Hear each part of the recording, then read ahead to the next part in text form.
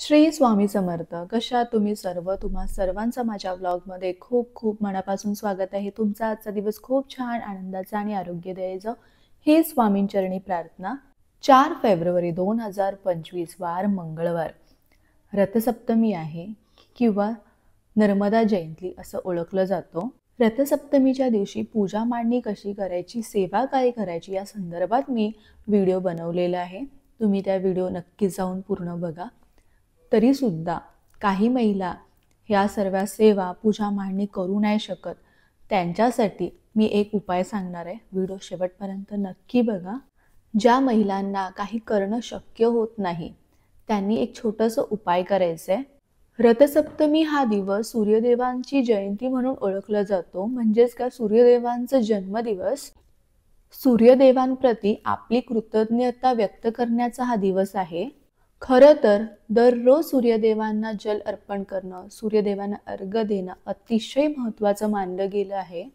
पण ज्यांना रोज नाही शक्य होत त्यांनी रथसप्तमीच्या दिवशी आवर्जून सूर्यदेवांना अर्घ्य द्यायचंय, सूर्यदेवांना जल अर्पण करायचंय. आता ते कसं ते पण मी तुम्हाला सांगते. बघा, रथसप्तमी हा दिवस सूर्यदेवांचा जन्मदिवस म्हणून आपण साजरी करतो. आणि सूर्यदेव असे एकमेव देव आहेत ज्यांना आपण बघू शकतो, सूर्यदेवांची उपासना करू शकतो.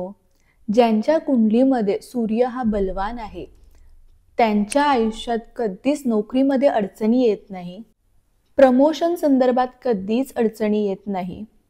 म्हणून जर तुमच्या कुंडलिकेतलं सूर्य खराब असेल तर फक्त तुम्ही दररोज सूर्यदेवांना अर्घ्य द्या, जल अर्पण करा.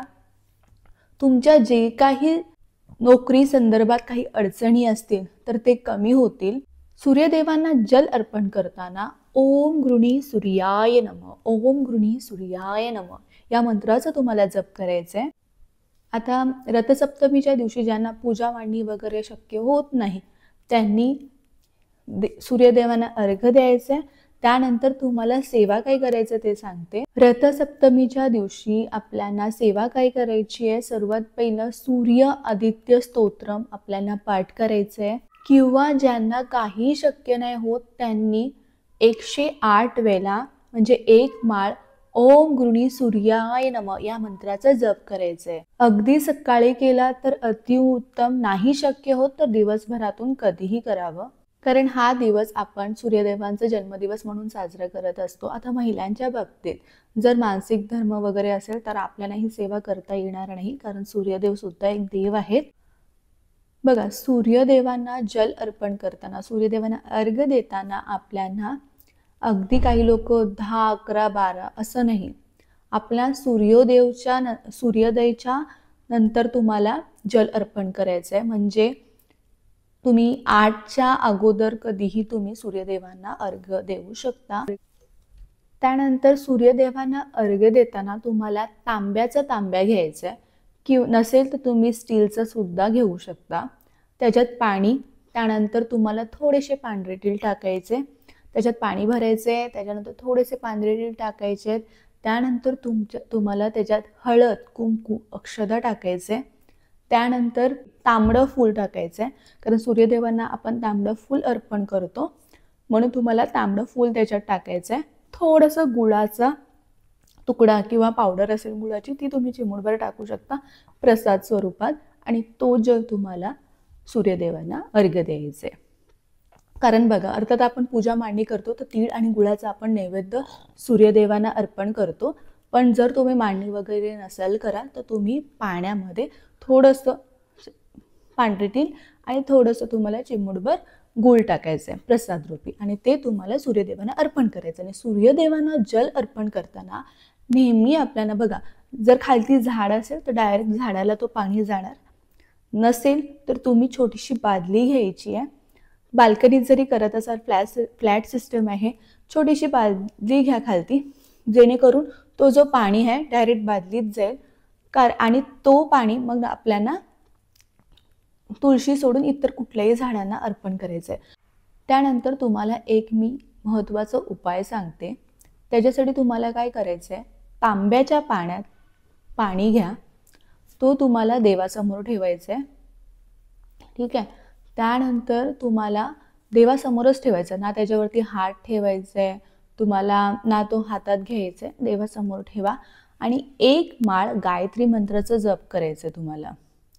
पूर्ण 1 माळ म्हणजे 108 वेळा गायत्री मंत्राचं जप करायचंय. संपूर्ण 108 वेळेला जप करायचंय. त्या पाणीला तुम्हाला स्पर्श नाही करायचे, हात नाही लावायचे, ठीक आहे. तुम्ही फक्त 1 माळ गायत्री मंत्राचं जप करायचंय. त्यानंतर जो तो पाणी आहे तो तुम्हाला सूर्यदेवांना अर्घ्य द्यायचंय, अर्पण करायचंय.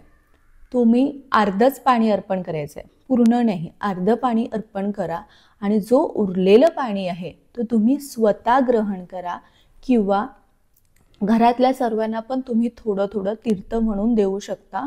आणि सूर्यदेवांना जल अर्पण करताना ओम गृणी सूर्याय नमः, ओम गृणी सूर्याय नमः या मंत्राचा जप करायचा. तुमचं काही नोकरी संदर्भात काही अडचणी असतील तर नक्की हा उपाय करा. 40 दिवस हा उपाय करा, नक्की तुम्हाला त्याचा अनुभव येईल.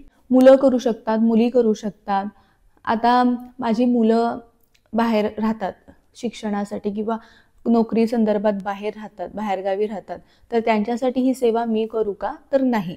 ज्यांना ह्या अडचणी आहेत त्यांनी स्वतःनी करावं सेवा. 40 दिवसाची सेवा आहे, काही नाही, फक्त तांब्यात आपल्याला पाणी घ्यायचंय आणि 1 माळ गायत्री मंत्राचं पाठ करायचंय आणि तो पाणी आपल्याला सूर्यदेवांना अर्पण करायचंय आणि उरलेलं पाणी आपल्याला स्वतःला ग्रहण करायचंय. अशा प्रकारे ही साधी सोपी सेवा आहे. 40 दिवस करून बघा, नक्की त्याचा अनुभव येईल. बघा, सूर्यदेवांना जल अर्पण करणं खूप महत्त्वाचं आहे. खरं तर हे आपण रोज केलं पाहिजे, पण आपण नेहमी असं म्हणत असतो की वेळ नाही आहे, आपल्याला वेळच मिळत नाही. पण जो व्यक्ती दररोज सूर्यदेवांना जल अर्पण करतो सकाळी उठल्या उठल्या, त्याच्या आयुष्यातल्या कितीतरी अडचणी कमी होतात. आणि सूर्यदेव एकमेव असे देव आहेत ज्यांना आपण बघू शकतो.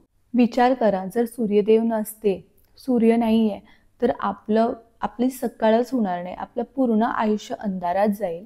म्हणून सूर्यदेव हे एकमेव देव आहे ज्यांना आपण बघू शकतो आणि तेही आपल्याला बघत असतात की कोण सूर्यदेवांना अर्घ्य देत आहेत, जल अर्पण करतात आणि त्यांच्या सर्व मनोकामना पूर्ण करतात. आणि त्याच्याचबरोबर नोकरी संदर्भात काय अडचणी असतील, इंटरव्ह्यू देतोय पण कॉल येत नाहीये किंवा प्रमोशन होत नाहीये, तर ज्यांचं सूर्य खराब असतो ना, ज्यांच्या कुंडलीमध्ये सूर्य खराब असतो त्यांना हे अडचणी येत असतात. जो प्रामाणिकपणे कष्ट करून सुद्धा तुम्हाला यश मिळत नाही, तर तुम्ही ही 40 दिवसाची सेवा नक्की करा. बघा, घरी बसून जर राहिलात तर कोण घरात बसून तुम्हाला नोकरी आणून देणार नाहीये.